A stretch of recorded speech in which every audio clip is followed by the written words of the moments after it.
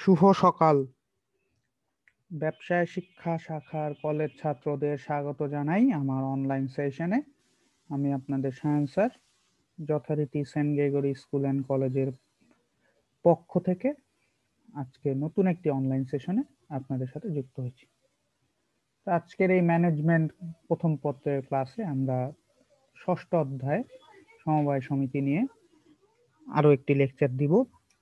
তো আমরা গত কয়েকটি লেকচারে এই সমবায় সমিতির বেশ কিছু বিষয় নিয়ে আলোচনা করেছি। সমবায় সমিতি কাকে বলে, ওর উদ্দেশ্য, প্রকারভেদ, কিভাবে একটা সমবায় সমিতি গঠন হয়, বাংলাদেশের অবদান কি, বাংলাদেশের দুইটা বড় বড় সমবায় সমিতি যেই একাডেমি আছে, এবং পল্লী উন্নয়ন সমবায় সমিতি এবং সমবায় সমিতি, এদের কন্ট্রিবিউশন আমাদের দেশের সমবায় সমিতি সেক্টরে, এগুলো নিয়ে আমরা কথা বলেছিলাম। তো আজকে আমাদের নিয়ে কথা বলেছিলাম এবং আজকে আমরা কথা বলবো শেষ টপিক। তো বাংলাদেশে সমবায় সমিতি বিকাশে যে সমস্যাগুলো আছে সেগুলো নিয়ে কথা বলবো, তারপর সমবায় সমিতির সমস্যা দূর করার উপায়, এবং অনেক বইতেই অনেক সফল কাহিনী লেখা আছে। তো আমি একটা সফল কাহিনী যেটা আমি সংগ্রহ করে তোমাদেরকে দেখাবো যে সমবায় সমিতি করে কিভাবে একজন উন্নতি করছে। তো তোমরা তোমাদের বই থেকেও আরো গল্পগুলা পড়তে পারো, যদি এটার বাইরে অন্য কোনোটা তোমাদের ভালো লাগে অন্যান্য রাইটারের বই থেকেও পড়তে পারো। তো আমি এটা একটা রাইটারের বই থেকে একজনেরটা দেখাচ্ছি, একটা গল্প আর কি। তো সেটাও তোমাদের সাথে দেখাবো এবং কিছু প্রশ্ন এবং বাড়ির কাজ থাকবে। তো এই হলো আমাদের আজকের আলোচ্য সূচি। তো এর পরের ক্লাসে আমরা এই চ্যাপ্টার থেকে সৃজনশীল দেখব এবং তারপরে আমরা হয়তো নতুন চ্যাপ্টারে অগ্রসর। তো আজকে প্রথমেই আমরা সমস্যাগুলো নিয়ে যদি একটু কথা বলি, প্রথমে আছে জটিল গঠন প্রক্রিয়া। তো কোম্পানিতে যেমন আইনের আওতায় গঠন করতে হয়, তো এটাও কিন্তু গঠন নিয়ন্ত্রণ প্রক্রিয়াটা সমবায় আইন অনুযায়ী হয়, এবং এটা 2004 সালের সমবায় বিধি অনুসরণ এবং 2001 সালের সমবায় আইনের মাধ্যমেই একটা সমবায় সমিতি গঠিত হয়। তো এই গঠন প্রক্রিয়াটা একটু জটিল, যেহেতু অনেকগুলো আইন কানুন নিয়ম কানুন এগুলি অনুসরণ করে এটা গঠন করতে হয়। তো অনেক ক্ষেত্রে স্বশিক্ষিত বা অল্প শিক্ষিত বা যারা একটু কম শিক্ষিত তাদের জন্য এটা জটিল হয়ে যায় গঠন করা, বা তাদের অন্য কোনো শিক্ষিত লোকের সাহায্য নিতে হয় গঠন করতে, যেটা একটা সমস্যা অনেক ক্ষেত্রেই দেখা যায়। অদক্ষ ব্যবস্থাপনা। তো সমবায় সমিতি আমরা বলছি যে একটা অঞ্চলের বা একটা গ্রুপের উপকারের জন্য তৈরি হয়, বাট যদি এর ব্যবস্থাপনা বা এটার মেনটেনেন্স ভালো না হয় সেই ক্ষেত্রে কিন্তু সেটা ভালো নাও হইতে পারে।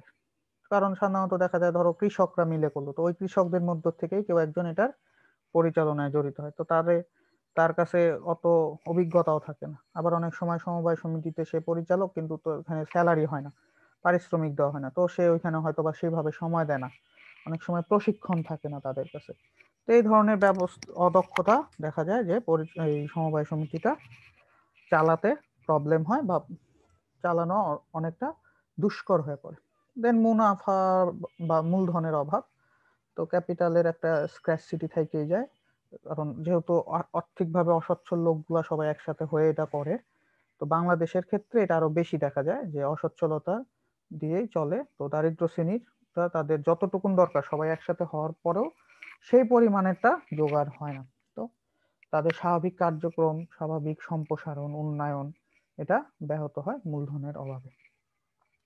সঠিক পরিকল্পনার অভাব। সমবায় সমিতি পরিচালনার জন্য একটা পরিকল্পনা লাগে, আর এই পরিকল্পনা তৈরি করতে হলে অবশ্যই দক্ষ জনগোষ্ঠীর প্রয়োজন।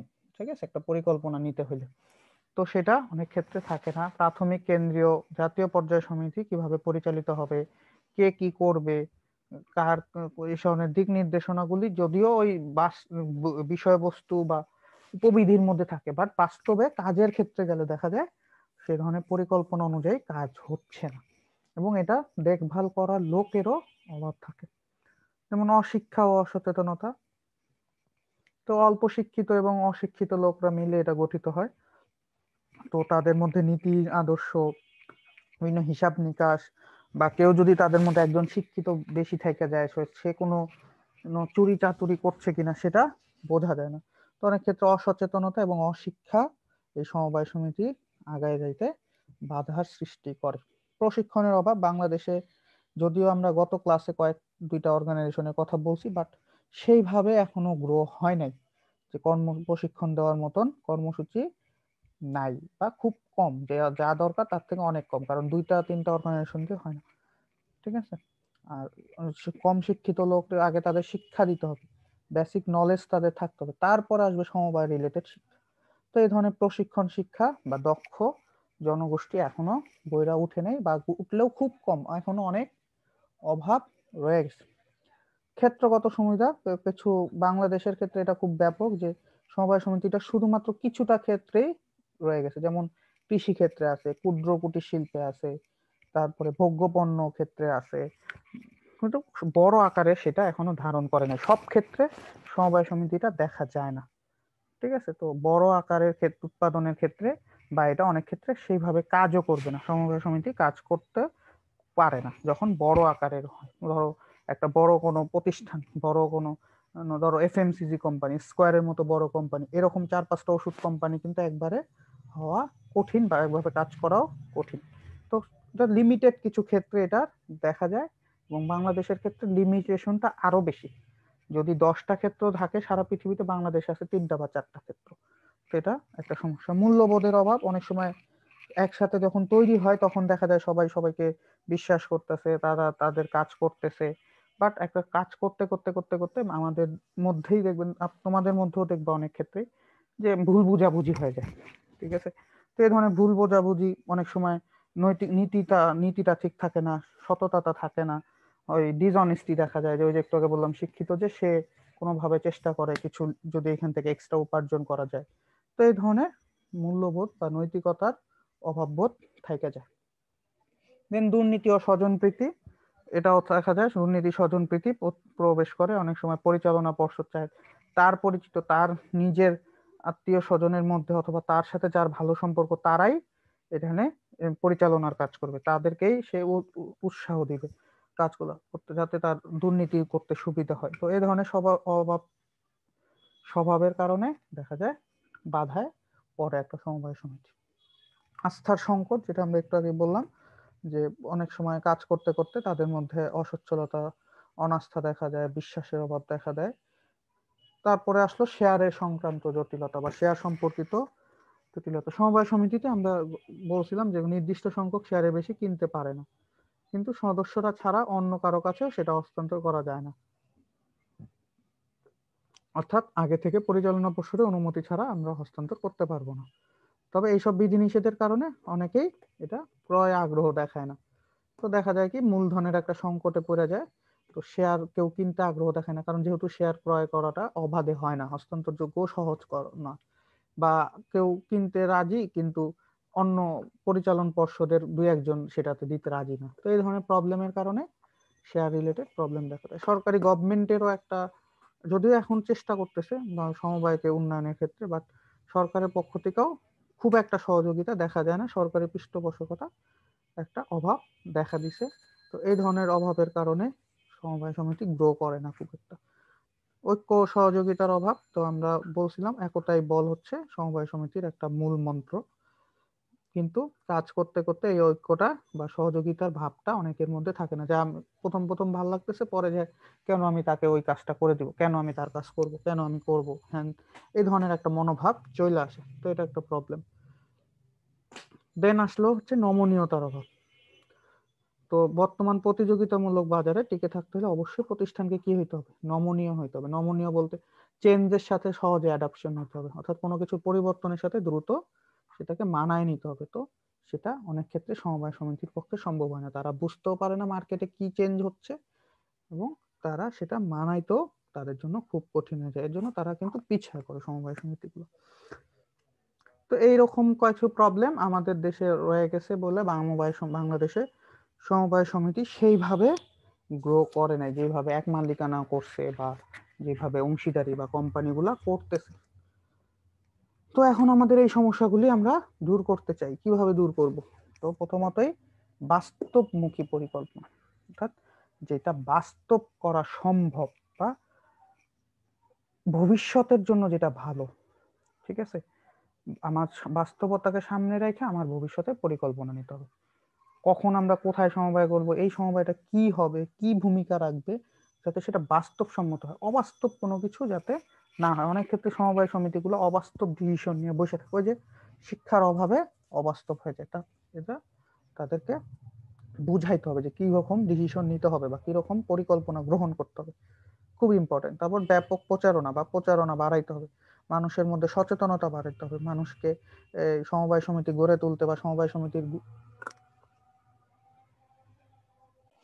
তো বিভিন্ন পেপার পত্রিকার মাধ্যমে, টিভির মাধ্যমে আমাদের সেটা প্রচারণা করতে হবে যে সমবায় সমিতি কেন গুরুত্বপূর্ণ, কি সুবিধা পাওয়া যাবে, কিভাবে করতে হবে, এই ধরনের প্রচারণাগুলো দরকার। দেন আসলো আমাদের প্রশিক্ষণ কর্মসূচি। তো যেটা আমরা বলছিলাম যে প্রশিক্ষণ বা যে কোনো ক্ষেত্রে ট্রেনিং খুব গুরুত্বপূর্ণ। তো এই প্রশিক্ষণের পর্যাপ্ততা বাড়াইতে হবে, বেশি ট্রেনিং প্রোগ্রাম করতে হবে, সদস্য যাতে লোকে প্রশিক্ষণ নেয়। গ্রামে অঞ্চলগুলোতে যারা সমবায়তে কাজ করে তারা বিভিন্ন সপ্তাহে প্রায় প্রতিদিনই চেষ্টা করতে হবে বিভিন্ন অঞ্চলে অঞ্চল ভেদে এই প্রশিক্ষণগুলো তৈরি করা বা ছোট ছোট প্রশিক্ষণ কেন্দ্র গড়ে তুলতে হবে, যাতে সেই প্রশিক্ষণ কেন্দ্র থেকে সবাই একটা প্রশিক্ষণ নিতে পারে, যে কোনো সমস্যা হলে সেখান থেকে ইনফরমেশন নিতে পারে। স্বজনপ্রীতি বা দুর্নীতিটা কমাইতে হবে, গড়ে তোলার ক্ষেত্রে অবশ্যই স্বজনপ্রীতি এই ক্ষেত্রটা চেষ্টা করতে হবে। তো সদস্য নির্বাচনের ক্ষেত্রে সেইগুলা বিষয়গুলো দেখতে হবে যে তাদের মধ্যে এ ধরনের কোনো প্রবণতা আছে কিনা, বা নতুন লোক নেওয়ার সময় দেখতে হবে যে কোনো স্বজনপ্রীতিতে বা দুর্নীতি পরায়ণ হয়ে কেউ এখানে আসতেছে কিনা, বা কেউ টাকা পয়সা নিয়ে ওই লোকটাকে নিচ্ছে কিনা, এইগুলা দেখতে হবে। সমন্বয় বিধান, প্রত্যেকটা কাজের মধ্যে একটা সমন্বয় সাধন বা যোগাযোগ ব্যবস্থা থাকতে হবে। তো এই ক্ষেত্রে সমবায় মন্ত্রণালয়, বিভিন্ন বিভাগ, তারপরে আঞ্চলিক সমবায় সমিতি, প্রাথমিক সমবায় সমিতি, কেন্দ্রীয় সমবায় সমিতি, এদের মধ্যে একটা সুষ্ঠু যোগাযোগ ব্যবস্থা গড়ে তুলতে হবে, যাতে সবাই একটা সমন্বিতভাবে যোগাযোগের মাধ্যমে এই সেক্টরটার উন্নতি করতে পারে।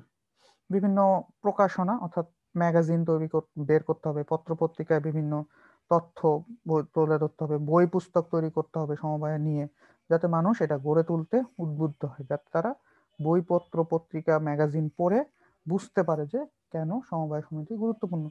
হিসাব রক্ষণে একটা নিরপেক্ষতা দেখাইতে হবে, সুষ্ঠুভাবে হিসাব রক্ষণটা গুরুত্বপূর্ণ। তো সমকমিটিতে যারা কাজ করবে তাদের মধ্যে একটা প্রশিক্ষণ থাকবে। হিসাব রক্ষণের কাজ একজন দুইজন জানলে হবে না, মোটামুটি 50-60% লোককে জানতে হবে যে কোনো ধরনের হিসাব রিলেটেড গরমিল দেখা দিলে তারাও যাতে বুঝতে পারে যে এখানে দুর্নীতি বা গোলমাল দেখা দিচ্ছে হিসাব রিলেটেড। তো হিসাব সংরক্ষণ ও নিরীক্ষণটা খুব সুন্দরভাবে এবং খোলাসা হইতে হবে, ঠিক আছে, কোনো লুকোচুরি কিছু হিসাব করা যাবে না।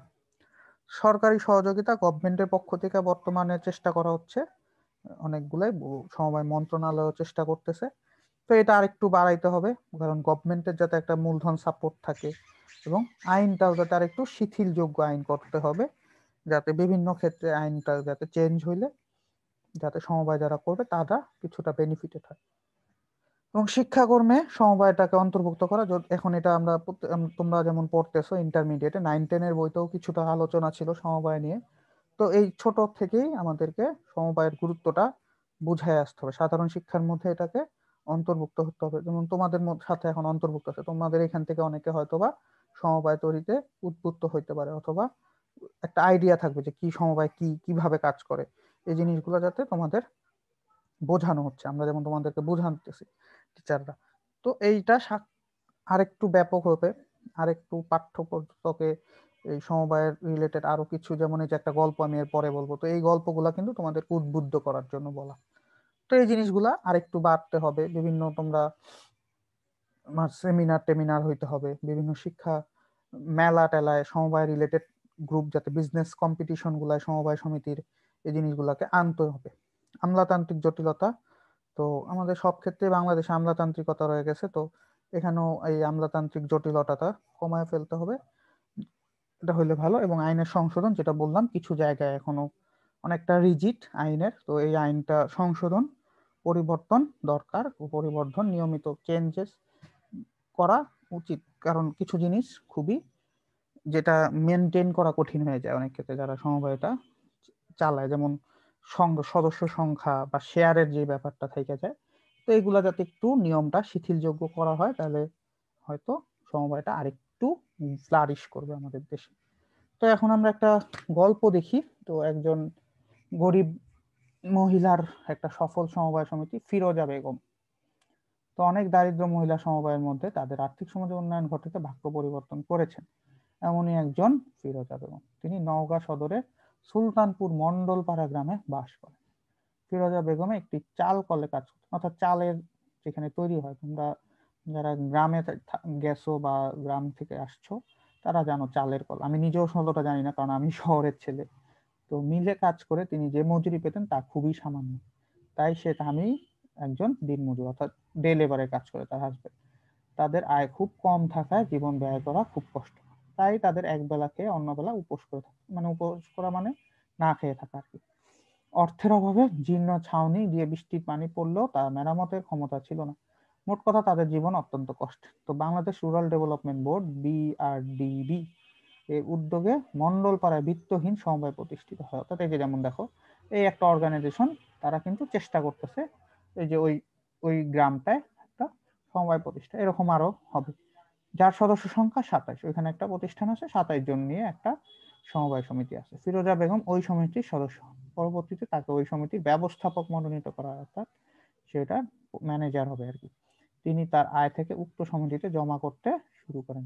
সর্বপ্রথম তিনি 5,000 টাকা সমবায় থেকে ঋণ গ্রহণ করেন, অর্থাৎ সমবায় থেকে সে ঋণ নেয়, ব্যাংক থেকে না নিয়ে সমবায় থেকেই নিচ্ছে, এবং ছোট ব্যবসা বিনিয়োগ করে মুনাফা অর্জন করে।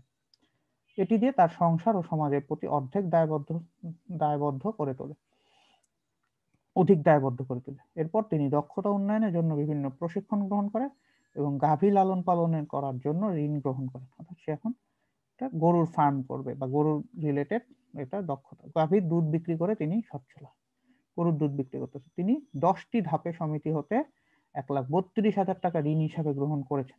10 বারে 1,32,000 টাকা নেয় এবং ঋণের কিস্তি যথাসময়ে পরিশোধ করেছেন। তার 2টি গাভী এখন বাচ্চা প্রসব করেছে। প্রতিদিন গড়ে তিনি 20 লিটার দুধ বিক্রি করেন। তাহলে প্রতিদিন 20 লিটার দুধ বিক্রি করে। এছাড়া তিনি 7টি হাঁস ও 8টি মুরগি পালন করেন। পারিবারিক চাহিদা পূরণের জন্য তিনি পূরণ পর উদ্বৃত্ত ডিম বিক্রি করেও সে বাড়তি উপার্জন করে। অর্থাৎ দুধ বিক্রি করতেছে, হাঁস মুরগির ডিম নিজেরা খাচ্ছে, তারপরে কিছু থাকলে তারা বিক্রিও করে। তো বর্তমানে তার উক্ত সমিতিতে মূলধনের পরিমাণ 8,700। তাহলে ওই সমিতিতে তার এখন 8,700 টাকার শেয়ার আছে, বা সেইখানে তার ইনভেস্টমেন্ট এটা। আর্থিক অবস্থা ইতিবাচক পরিবর্তন, তার জীবনযাত্রার মান পরিবর্তন হচ্ছে। তার কুঁড়ে ঘর এখন আধা পাকা ঘরে রূপান্তরিত হয়েছে। তার ভারী ঘরে এখন টিউবওয়েল ও মানসম্মত বা স্বাস্থ্যসম্মত শৌচাগার মানে বাথরুম আছে। তিনি সমবায় সমিতির মাধ্যমে দারিদ্রতা দূর করতে পেরেছেন। তার এই সততা, চারিত্রিক সরলতা, দায়িত্ব সচেতনতা সুলতানপুর মধ্যপাড়া মহিলা বিত্তহীন সমবায় সমিতিকে একটি আদর্শ সমবায় সমিতিতে রূপান্তর করেছে। এই ফিরোজা বেগম একজন সফল সমবায়ী হিসাবে আমাদের কাছে অনুকরণীয়। অর্থাৎ তিনি কিন্তু ওই অঞ্চলে সুলতানপুরের মন্ডল পাড়ার একজন উদাহরণ সমবায় সমিতি থেকে। তাও আমি এই ইনফরমেশনটা ওদের ওয়েবসাইট BRDB এই ওয়েবসাইট থেকে এই গল্পটা কালেক্ট করা। ঠিক আছে, তো দেখো সে কিন্তু প্রথমে কি 5,000 টাকা ঋণ নেয়। তো এই 5,000 টাকার থেকে সে ছোট ছোট করে আস্তে আস্তে শুরু করে। সেখান থেকে সে প্রশিক্ষণ নেয় গরু লালন পালনের উপরে। সেখান থেকে তারপর সে বিভিন্ন ধাপে ধাপে 1,32,000 টাকা ধার নেয় এবং সে 2টা গরু পালে এবং সে 20 লিটার দুধ বিক্রি করে এবং হাঁস আর মুরগির থেকে যে ডিমটা হয় সেটা সে নিজেরা খায়, ফ্যামিলি মেম্বাররা, তারপরে উদ্বৃত্তটা বিক্রি করে এবং সেটা করে সে সমস্ত ঋণও পরিশোধ করে দিছে এবং এখন সেটা সচ্ছলভাবে, সে মোটামুটি সচ্ছলভাবে এখন চলতেছে। তো দেখো এই যে এরকম অনেক উদাহরণ বাংলাদেশে আছে। আমরা চাই আরো বেশি হোক, যাতে আমাদের গরিব শ্রেণীটা কমে যায়, আমরা সাথে সবাই মোটামুটি একটা ভালো স্ট্যান্ডার্ড লাইফ লিড করতে পারি, যাতে আমাদের দেশ একটা মধ্যম আয়ের দেশে যায়। তো সেক্ষেত্রে কিন্তু সমবায় সমিতি বিশেষ করে গ্রাম অঞ্চলের উন্নয়নের জন্য, পারিবারিকভাবে উন্নয়নের জন্য এরকম ফিরোজা বেগমের মতন যারা ঘর ছিল না বা বৃষ্টির পানি পড়ে সেইখান থেকে সে আধা পাকা ঘর বানাইছে, এরকম রূপান্তর যাতে আমরা বেশি। তো তোমরা এরকম গল্পগুলো পড়বে, তোমরা বই থেকে পড়তে পারো, ইউটিউব থেকেও দেখতে পারো, ইউটিউবে বিভিন্ন ভিডিও দেখবে যে সমবায় সমিতির এক্সাম্পল ইন বাংলাদেশ, এটা ভাবে লিখলে তোমরা পেয়ে যাবে যে সমবায় সমিতি করে উন্নতি করছে, এরকম অনেক গল্প পাবে। তো আমরাও এইভাবেই আগাবো। তো এই ইনফরমেশনটা বা এই গল্পটা কিন্তু তোমাদের পরীক্ষার ক্ষেত্রেও একটা কাজে দিবে, যখন তোমরা হয়তোবা জ্ঞানমূলক অনুধাবনমূলক প্রশ্নগুলো লিখতে যাবে। তো এই গল্পগুলোর থেকে কিছু আইডিয়া তোমরা জেনারেট করতে পারো। তো এই হলো আজকের আলোচনা। তো আমরা আজকের আলোচনা থেকে শেয়ার সম্পর্কিত জটিলতা ও সহযোগিতা ঐক্যের অভাব বলতে কি বোঝায়, যেখানে আমরা প্রবলেম অর্থাৎ সমবায় সমিতি প্রবলেমে বলছিলাম, হিসাব রক্ষণ ও নিরীক্ষণ ও আমলাতান্ত্রিক জটিলতা নিরসন কিভাবে সমবায় সমিতিকে আগায় নিবে। তো এই দুইটা প্রশ্ন, অর্থাৎ প্রথম প্রশ্নটা সমস্যাটা নিয়ে কথা বলবো, এই সমস্যাগুলো কি, আর দ্বিতীয় প্রশ্নে তোমাদের এই সমস্যার সমাধান মানে হিসাব রক্ষণ কিভাবে সমাধান হবে, এই জিনিসগুলা তোমরা বলবে। তো আমরা এই চ্যাপ্টারটি শেষ, আগামী ক্লাসে আমরা সৃজনশীল নিয়ে কথা বলবো। সৃজনশীলে যাতে তোমাদের সমস্যা দেখা দিচ্ছে তো যাতে না হয়, এর জন্য আমি পুনরায় আবার 2টা সৃজনশীল ক্লাস নিব সমবায়ের উপরে। তো তারপর আমরা এক অন্যান্য চ্যাপ্টারের দিকে যাবো। তো সবাই ভালো থাকো, সুস্থ থাকো, নিরাপদে থাকো, সবাইকে অসংখ্য ধন্যবাদ।